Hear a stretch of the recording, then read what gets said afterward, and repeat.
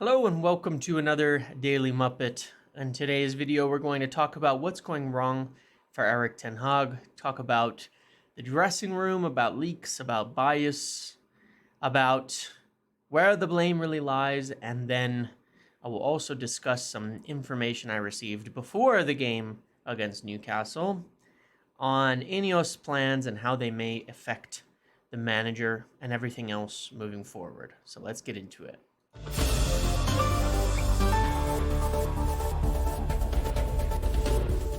So this is not obviously a fun. I don't know where my highlight's gone. Let me just look. I lost my highlight for some reason. Well, I'm talking about the first section here. This is not a fun time, obviously, to be a United fan, and there's a lot of stuff going on. It's challenging to make and talk about these things because there's a fine balance here. I don't want to sit here and say all the things that are, out there, because a lot of it isn't that unusual. It just so happens that when you're losing, these things get amplified. And when things are going bad, these things get amplified, and then a lot of narratives are set. But, I mean, let's look for a minute here. I'll talk about the Derby and the Cup game, and then I'll talk a little bit more about this. Obviously, in the Derby against City, just a terrible performance. I don't think it was a good game by any respects. I don't think the first half was good. I don't think anything was good. It was certainly not like the win we had over City last year. The Cup game against Newcastle was, I think, even worse because you rotated a lot of players. Your midfield was Casemiro, Mount, and Hannibal. Your front line was Garnacho, Martial, and Antony. Your back line, Reguilon, Lindelof, Maguire, and Dallo, and then Onana in goal. And it was, on paper, I thought, kind of exciting. I think most people did. And what showed up on the pitch was somehow just as bad or worse.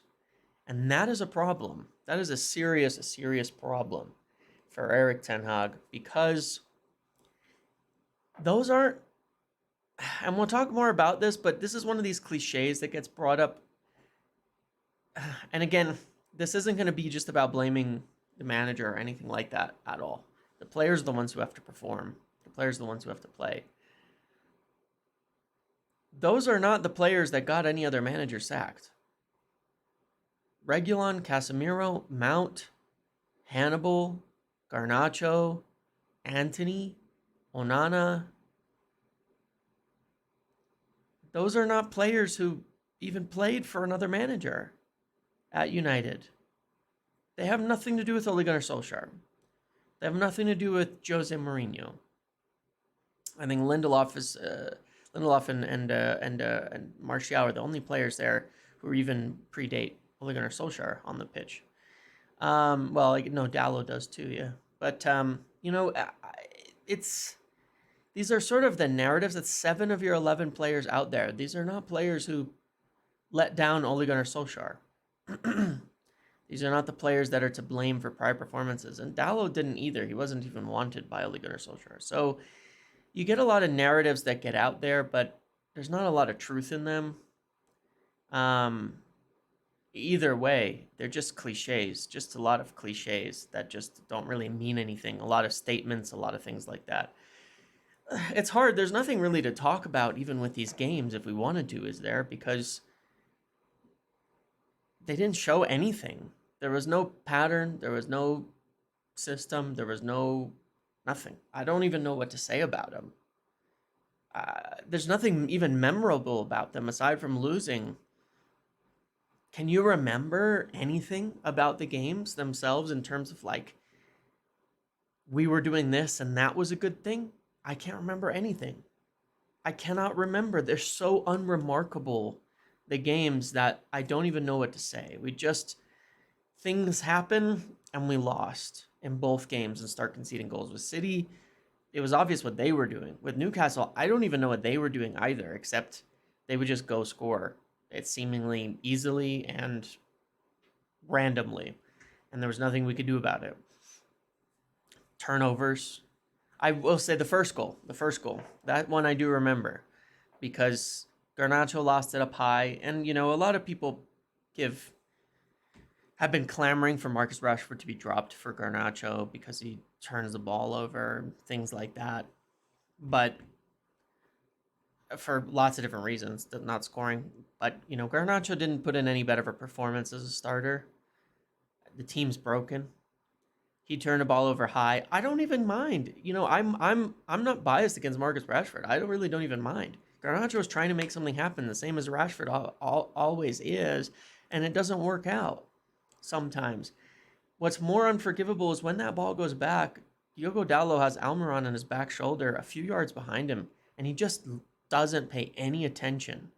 It's one of the reasons why I thought Wan-Bissaka is a huge miss, because he's one of the few players who will get up and get back. When Dalot goes forward, you can bet he's not going to be involved in defending. Wan-Bissaka will do it all. And when Wan-Bissaka came on in the second half, he actually did. So a few times he would get back and shut down the attacks. But, Dalot is just anyway, I don't want to get too critical of any one individual person or anything like that, because it was just awful. But that's the one thing I remember. Just a lack of effort. Casemiro looked like he wasn't trying. Apparently he got injured again. That's concerning. It's the first time that Casemiro has had two separate injuries back-to-back like this in his entire career, as far as I can tell. So, yeah, I don't know. I want to move on to the second one, and they're not highlighting for me, unfortunately. I don't know where the hell I don't know where my thing went. It's kind of annoying, isn't it? That it's not here, because I like to be able to have people see what's going on, and unfortunately, if I add like a block like this, it's not gonna be see-through at the moment. I have to make this somewhere else and put it into my platform, but whatever. Anyway, in terms of leaks, one of the things that's really odd is that a lot of these leaks start coming out now, but these are not new things, and I don't actually know. They give a weird impression. They give a weird impression that like all this stuff is leaking from these players now. It's not. Everything that you're seeing leaked out right now or reported by media is old. And I don't know if they just sit on it for the right moment or something like that in order to build up a narrative of like the dressing room turning on Ten Hag or something like that. It's old. I mean, I'm gonna look through some of these reports here. I'm struggling a little bit, and I apologize if I'm not very concise or clear with this video, because I'm struggling in kind of what I want to say. There's United players unimpressed by the lack of downtime during the summer tour, increasing unrest among players, favoritism, doubts about management, simmering resentment against certain teammates. This is all true, actually. It's all not new. And so I wonder, did they start seeing this now? Or have they had this information and they've been waiting for the right time? Because you have to wait for things to get bad for these stories to make any sense and to carry any weight. And I think that in a lot of cases, that is what happens. That they wait until things have kind of gone bad to start putting this stuff out there. That doesn't mean these things aren't true, but it doesn't mean that it's like suddenly they're turning on him or something like that. So I want to talk about the locker room, and I want to talk about some of the things that are totally true. And some of these I've touched on. Number one, in summer, one of the things that did occur, and this has been an ongoing issue, is this issue of fitness and health. A lot of United players who came back there was some of them that were unfit. And there was a very strong perception that Ten Hag let some of the players he likes off the hook, while some of the other players were treated more harshly for their fitness, were given more programs, were given more work, things like that. And it was done very publicly, while players who were perhaps unfit, but people that Ten Hag brought in, or there was more overlap with the players that Ten Hag himself brought in as signings, were kind of let off the hook and treated softer. Amusingly, a lot of the players who got that extra work and were said to be less fit are the ones who aren't getting injured. And the players who came in unfit, who were perceived as also being unfit, but who got away with it, have been players who have been pretty regularly injured. And that is something I know to be true, that's something that this has happened in summer, and it started to kind of drive a bit of a wedge between players and manager and players and other players, where they felt that, some of the players were treated softer and some of the players were treated harsher, and that there was a big connection or a big relation between whether Ten Hag knew them from before or not, as to their relationship, or whether Ten Hag signed them as to their relationship. And that's one of the things that happened. That's one of the things that occurred. There's been concerns, as I mentioned before, that I do want to talk about, over the level of training and the level of running. This is not new. I see reports about it now, about the lack of downtime and things like that. This has been going on since summer, that a lot of players felt they're being overworked in terms of physical work, to the point of being tired, to the point of injury, to the point of things like that. Whereas there's less work being done in terms of what they actually do on the pitch. These are things that you can take as dressing room leaks against Ten Hag. You can take them as BS. They're true. They're not all even from players. A lot of that's the interesting thing. A lot of the stuff that I heard of this from is it's not players. It's even independent parties. It's not even people necessarily on United's payroll or anything like that, or even connected in a direct manner to United. These are things Ten Hag can be responsible for. The lack of tactical work during the week, it's a mistake. It's a mistake. It is a mistake, and it is not how it is done by Pep Guardiola. It's not how it's done by De Zerbi. It's not how it's done by many other top coaches. Usually, there's a lot less intensive work midweek when you have during the season, and I don't know why that this is viewed differently, but it is a cause of injuries. And then that is something that is on them to sort out. The favoritism, the perceived bias, the perceived favoritism, things like that are very much things that cause problems in a dressing room. It is definitely perceived. I'm not saying Jadon Sancho was right at all, because the way he reacted was completely wrong, and the way he dealt with it was completely wrong. But he is far from the only player who perceives that other players are able to get away with more, and some players are not. And it has very little to do with how they perform on the pitch. Obviously, we've talked about that with Anthony and things like that as well. But, those are some of the major problems. It's so complicated, because it's a knot. I don't want to sit there and just blame the manager, because I think managers get too much credit and too much blame for things that happen. But the biggest problems, really, when it comes down to it, are the players that Erik Ten Hag have brought in are not good enough. That is the biggest problem. And they get too many minutes, considering that they're not good enough. And it's seen by other players. And if you're not performing, you're never going to get the same kind of respect. Rafael Varane, for example, he's not like out of favor with Ten Hag in terms of, he hasn't like blown off for training, things like that. He was ill, but he was left out of the derby for tactical reasons. And this was not something that was understood by anybody in the dressing room. There is a clear lack of communication, and this is on the manager because this is his job.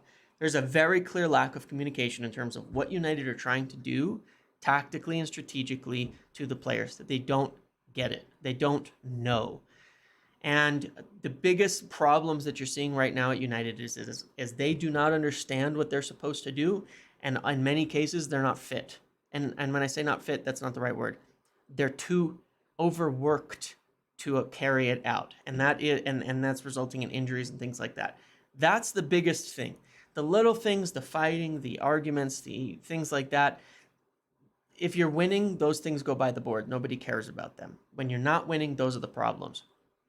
And that's what's happening, is that the players can't carry out the plan and they don't know how.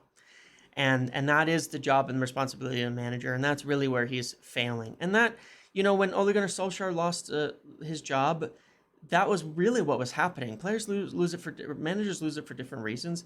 Ole Gunnar Solskjaer was trying to take the next step tactically in terms of attacking more, and it wasn't working. It wasn't getting through the players. They weren't getting it, and it was getting worse and worse. And eventually, yes, they do give up. They don't know what to do. They're lost. They're confused, and they do start to give up. And that's when things go really awry, and that's what we're seeing at the moment. And so it's confusing. A lot of the things that are being said are true. I don't, in the media and all of that, a lot of it is true. But it's not all new. It's been this way. The biggest failing is that the ideas are not getting through to the players and they're not able to execute them. And that is on the manager to sort out, and it's not being sorted out. And then they reach a point, losing the locker room. These kind of things are overstated cliches. There's always issues. There's always problems. A lot of this just being saved up for now to throw against Ten Hag and things like that. And fair enough, but the biggest thing is clear, concise ideas are not getting through to the players, and they're not able to execute them for one reason or another. And then the biggest problem for Ten Hag as a manager is that his recruitment has been terrible. I think it's been the worst of any of the managers that we've had. Antony, it doesn't help that the favoritism stuff comes up with Antony specifically when he's probably United's worst ever signing at this point in time. That has been a big issue. And that is one of the huge issues that, I'll talk about as part of the final section when it comes down to United as a whole. And I'm not saying it was any much better before, because the recruitment has varied from either Joel Glazer and Ed Woodward making the decisions on their own, regardless of what the manager wants, to giving all the power to the manager and doing whatever they want. And they can say that these players were all on Ten Hag, all on their radar and all on their list and things like that. Yeah, when you have the biggest scouting network in the world and every player is on your radar and you have 600 right backs scouted, it's easy to say things like that, but there's not really truth in actual fact, right? In terms of would you have signed those players without the manager? And that is Ten Hag's biggest problem, is that his familiarity with the players, there's where it creates friction with himself, with management, and with fans, is that when you're signing players based on familiarity and spending a lot of money on it and they're not performing, you're in trouble. You are in trouble because you have to win with your ideals to win over fans, to win over management, to win over players. You have to be successful with it. And right now it's not. And so, that's a big part of what he's running into overall, as well as you get a lack of faith, a lack of trust, no matter what is being said. But I think there's another factor here, and this is beyond the manager, this is beyond the players, this is a complication, because there's a lot of blame to go around with everybody, and this is so now I'm gonna try to be straightforward and concise here and give the information as I have it, because I know this has been a kind of a scatterbrained video, because it's confusing. I'm frustrated. I think we all are, and it's hard to nail down particularly one specific thing to discuss, one specific thing to talk about. I'm not a person that likes to stick to a lot of the cliches and a lot of the narratives. So I don't sit there and say, back the manager, trust the process, if I don't see the process. I don't like to say the players are costing another person their job when it's not really the case. It's not really true. But I also don't like to say sacking the manager is going to fix anything, because it's not. Actually, it's not going to fix anything right now. There's I don't believe in the narratives. I believe in looking at individual situations and saying these are the problems that are actually occurring. How could we solve them? If Ten Hag wanted to save his job right now, for example, and wanted to turn things around, could he do it? Yeah, I don't think it's like the locker room is gone.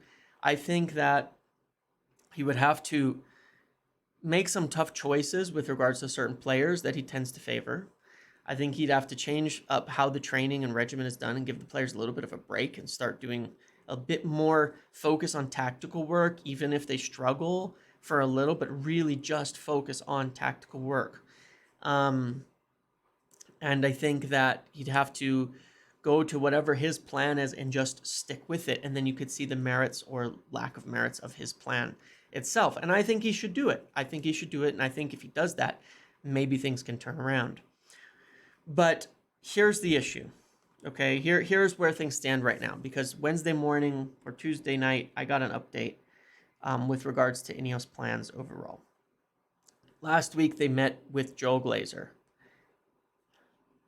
It was obviously reported, well, I reported first that, Jean-Claude Blanc was involved in these discussions, and previously that he was likely to have a major role in this whole thing at United. Then it was reported by The Athletic as well last week to confirm this, that Richard Arnold will likely be departing if INEOS comes in with Jean-Claude Blanc, definitely a name under consideration that could come in at least on an interim basis as the CEO of United. Well, that is all true. And one of the problems is, as I hear it, is that there's a pretty fractured relationship between Richard Arnold and even the Glazers due to how this takeover process has gone, due to his preference for Qatar because he thought he was going to keep his job if Qatar got in and things like that. And that communication, I believe, has been passed down through the club and has created an incredibly unstable atmosphere where most people feel like they're going to lose their job when INEOS come in. How do you have people working towards the future on a coordinated basis, including the manager, because how unstable can things get, if they feel like they're all going to lose their jobs? That is an impossible situation for everybody to be in. It's a problem for the manager. It's a problem for the staff. It's a problem for everybody. And, this is a lot of what's going on right now. This is definitely a lot of what we're seeing as problematic in there, and a lot of the chaos, because it is chaos at United. It is frustrating. It is, nobody knows what's going to happen next within the club. And a lot of that is because there's not been, the Glazers aren't great with communicating with Richard Arnold, but certainly I don't think that he's done a great job communicating to others and telling them what's actually going on. And what's actually going to happen. Maybe he doesn't know, but I don't think that there's a calming plan here. And this is sort of normal in any transition. It would probably happen in any case. But, short-term pain, hopefully for long-term gain. And that is an issue. But in addition to that, as I understand it now, it's been communicated to Joe Glazer, as well as others, that Paul Mitchell is the person that they would like to bring in as a director of football, that they want to implement much more of the modern structure. Obviously, there's a lot of names in there, but Paul Mitchell is, as I understand, the preferred choice of Jim Ratcliffe and others in the INEOS sport group to come in and be the director of football. And in their eyes, the director of football is the one who's going to make a lot of the major decisions of the football club. They're going to set the play style, the ethos, the philosophy. They're going to have a manager who aligns with that. They're going to recruit based on that. They're going to do everything based on that. And that director of football is going to set the tone. And it's believed that Paul Mitchell is the one that is now preferred by them for that. They've spoken with him. They've asked for his ideas. They've done things like that. So that work is sort of ongoing. Now, there's talk of this 100-day review. And part of that, and part of the idea of doing an audit when they get in, part of that being put out there is because they don't want to create a huge amount of instability. They want people to feel like, hey, we're going to get in, we're going to look at what's going on. It's not, we have no decisions been made that you're going to leave or not going to leave. I don't know that that's totally true. Funnily enough, I can joke about this many times. I'm not given INEOS PR. I'm not running the PR lines. I'm reporting what I know. It has nothing, it's not PR. It's not given to me for PR. Their PR line is a bit about this audit. I don't think it's true from what I'm hearing. I think this audit is already happening. I think their assessment of what's going on is already occurring with the data that they've been given, because they at one point had a whole team transitioning data to INEOS months ago. I think they have a lot of information, and they're already assessing, identifying, and making decisions on all the personnel changes that are going to occur, and it will be significant. With that, there's been talk of Erik Ten Hag's job being safe. Well, I don't think the Glazers are going to sack him. I don't think Arnold's going to sack him. I don't think Murtaugh's going to sack him. I don't know if they can, frankly. But as a part of the restructure, one of the things is INEOS are certainly going to be reducing the influence of the manager on the club down to much more of a coach. And they're looking to replicate a lot of what they have now set up at Nice that is working successfully, at least this season. Give it 1 second, because there's always people doing stuff behind my windows on these videos on Thursday and Friday. It's fall, so there's like leaves everywhere where I live here, and yeah. Hold on, I'm sorry, it's probably a little loud in behind me, but okay. So the manager's role is set to be reduced a bit. I believe there's things in Ten Hag's contract about how he gets to make decisions with regards to transfers and things like that, but those things are going to have to be changed as a part of INEOS Group coming in and how they plan to run things. There's going to be a lot more direction from above on training, on fitness, on what happens on the ground, what happens in recruitment, what happens with all of it. They're going to come in and potentially want to sell players that Ten Hag has bought and brought in. So the issue is, while they want to keep, and they have a plan that is to keep Ten Hag, which is to discuss all of these things, to tell him exactly how it's going to be, to go over it, there's an unknown as to, one, whether he will accept all of those things, because he's going to have to, or two, if he'll want to stay, or three, are things going to be too far gone by the time they get in there? So as I understand it, they have been looking into a parallel plan. It's not that they want to replace Ten Hag. It's not that they're sure that they're going to have to, or that that decision has been made, but they know, given the situation, they have to be doing a parallel plan that involves a new manager. And they've been asking people like Paul Mitchell and the people that they have to look at that as well and assess who would be the right fit for the type of football, for the philosophy, for the style, the things like that as well. And it would likely be someone in line with what they've done at Nice, a younger, very much coach type person, and all of that. And we'll see, what they come up with there, and if that change is forced by the time they come in. If the results don't improve, it will be forced. They will have to make a change when they come in. So, because you can't just keep dumping money into a project that may be already burnt. So there's a lot up in the air right now. There's a lot happening. There's a lot of changes afoot, and it's going to be, obviously the sooner the better that they can get in and actually start doing things, because in limbo is difficult.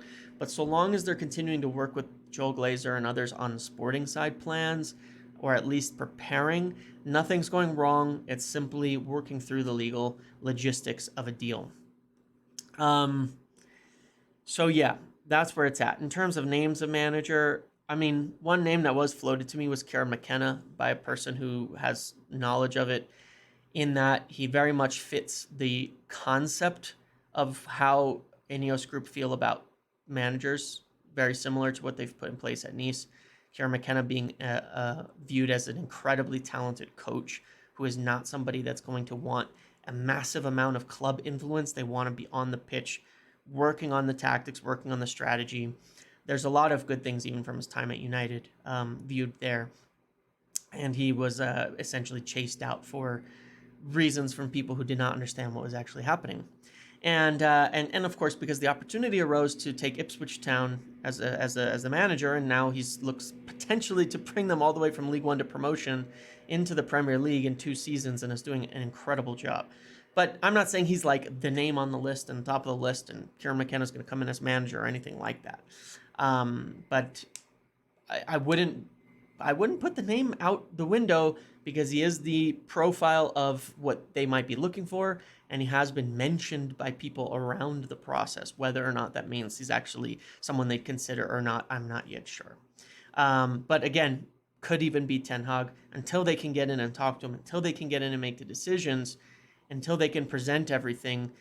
That's going to be up in the air, and it's in the meantime going to depend on as well how he performs. If it keeps going the way that it is, even a game or two more, I think it's too far gone, and so we'll see what has to happen there. Okay, so long video, wanted to cover everything. Hopefully it wasn't too chaotic or scatterbrained, because that's how my mind feels at the moment about all of this. So thank you for watching. Make sure to like, comment, subscribe, turn notifications on, and I'll see you in the next one.